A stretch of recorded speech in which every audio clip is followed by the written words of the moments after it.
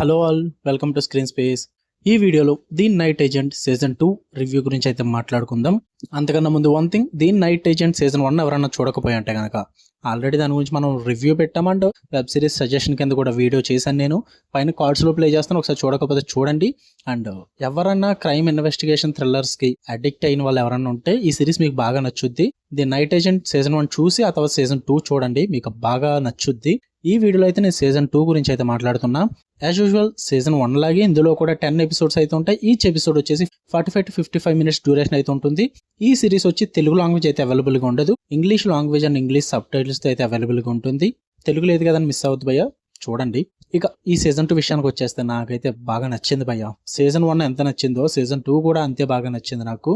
Total 10 episodes కూడా మంచిగా అనిపించాయి నాకు. స్టోరీ ప్లాట్ వచ్చేసి ది నైట్ ఏజెంట్ సీజన్ 1 ఎక్కడైతే స్టాప్ చేశారో అక్కడి నుంచే మొదలవుద్ది. మెయిన్ లీడ్ అయిన పీటర్ సదర్లాండ్ ఒక లో లెవెల్ FBI ఏజెంట్ దగ్గర నుంచి సీజన్ 2కి వచ్చేసరికి ఒక నైట్ ఏజెంట్ అయితే మారుతాడు నైట్ యాక్షన్ లో. సో దాని తర్వాత ఏం జరిగింది అండ్ తనకు వచ్చిన కేసు ఏంటి, తను ఏ ప్రాబ్లమ్స్ని ఎదుర్కొన్నాడు అన్న దాని చుట్టూరే సీజన్ 2 నడుస్తుంది. నేను స్టోరీ ఏం చెప్పట్లా, ఎందుకంటే ఏది చెప్పినా స్పాయిలర్లు అవుతాయి భయ్యా. ఎందుకంటే సీజన్ 1 చూస్తే మీకు ఆటోమేటిక్గా సీజన్ 2లో ఏం జరుగుతుందో మీకు అర్థమవుద్ది. ఓకే, అందుకని నేను పెద్దగా స్టోరీ ఏం చెప్పట్లా.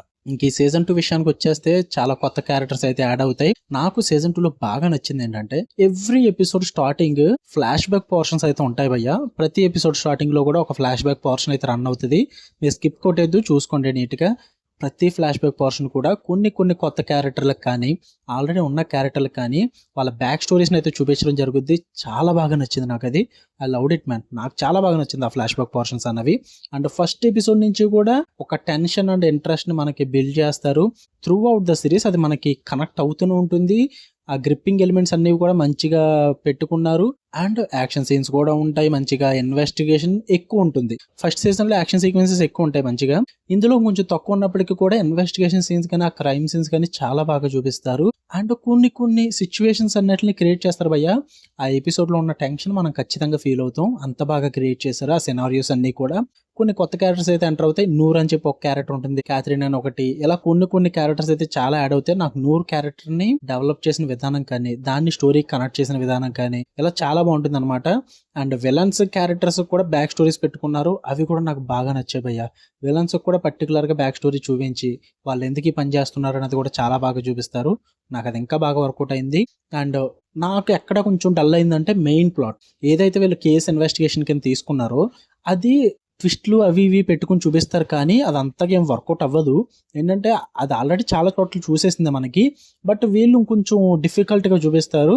చూపించిన విధానం బాగుంటుంది, కానీ ఓకే ఇది చేస్తున్నారు మీరు చివరికి దీనికోసమా ఇదంతా అన్న ఫీల్ అయితే వస్తుంది. బట్ మిమ్మల్ని డిసప్పాయింట్ అయితే చేయదు సిరీస్.